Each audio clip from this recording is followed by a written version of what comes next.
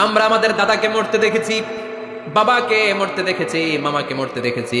মরণের কত কষ্ট আমরা দেখি, এজন্য ভয় আছে না নাই? আদম আলাইহিস সালামের দাদা আছে নাকি? বাবা, মামা, খালু, শালা আছে নাই? এজন্য মৃত্যু যে কেমন এটা উনি জানতেন না, এজন্য আল্লাহ জানিয়ে দিলেন, আদম পৃথিবীতে তুমি 1000 বছর বাঁচবে। আলফু সানা লাম্মা খালাকাল্লাহু আদামা ওয়া কানা তুলুহু 60 যিরাআন।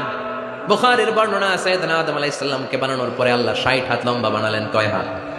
জোরে বলেন, আরো জোরে। 60 হাত লম্বা।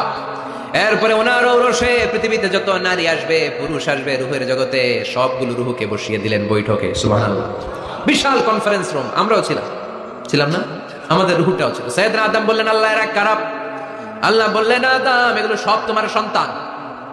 সাইয়েদনা আদম অবাক দৃষ্টিতে, অপলক নয়নে নিজের সন্তানদের রূহগুলো দেখতেছিলেন। দেখতে দেখতে হঠাৎ একটা রূহকে ভালো লেগে গেল। বললেন, আল্লাহ এটা কার রূহ? আল্লাহ বললেন, এটা দাউদ আলাইহিস সালামের রূহ। পড়েন সুবহানাল্লাহ। আল্লাহ এটাকে দেখতে বড় ভালো লাগে, কার রূহ? এটা তোমার ছেলে নবী হবে, নবী দাউদের রূহ। কামা উমরু, আল্লাহ দুনিয়াতে সে কয়দিন বাঁচবে? আল্লাহ বললেন, 40 সানা, 40 বছর। কয় বছর? সবাই বলেন কয় বছর? 40 বছর।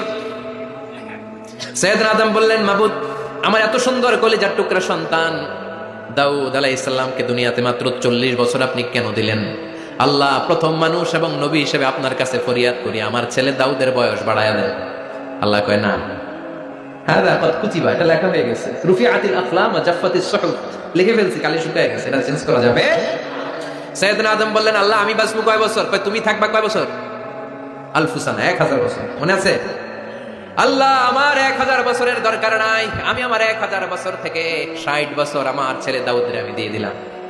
আদম আলাইহিস সালামের 1000 বছর থেকে 60 বছর যদি দান করে দেয়, ওনার আর কত রইল? 940। আর 60 বছর যদি দাউদ নবীর 40 বছরের সাথে যোগ দেওয়া হয়, উনি পেলেন কয় বছর? 100। সাইয়েদনা আদম পৃথিবীতে আসলেন, এসে থাকতে শুরু করলেন। দিন গড়িয়ে রাত আসে, মাস গড়িয়ে বছর আসে, বছর যায় বছর আসে। ঠিক 940 বছর পর মালাকুল মাউত আদম আলাইহিস সালামের কাছে আসলেন।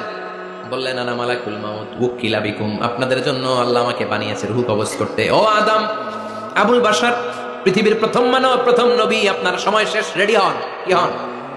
খেলা শুরু হবে, এখনই রূহ কবজ করে নিয়ে যাব। সাইয়েদনা আদম বলে, এখন আসছো কেন? আমার আরো 60 বছর বাকি আছে।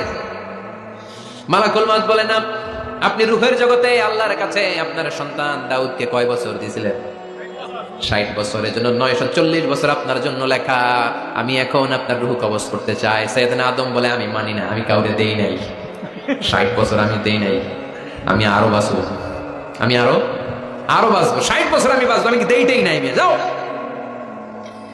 মালাকুল মাউত আল্লাহর যে বলে, আল্লাহ দেয় নাই বলে, আসলে ভুলে গেছে। আসলে আফাতুল ইলমি আন নিসিয়ান, মানুষ ভুলে যায়, মানুষ বড্ড ভুলে যায়। আমরা অনেক সময় খাইয়াও কই খাই নাই।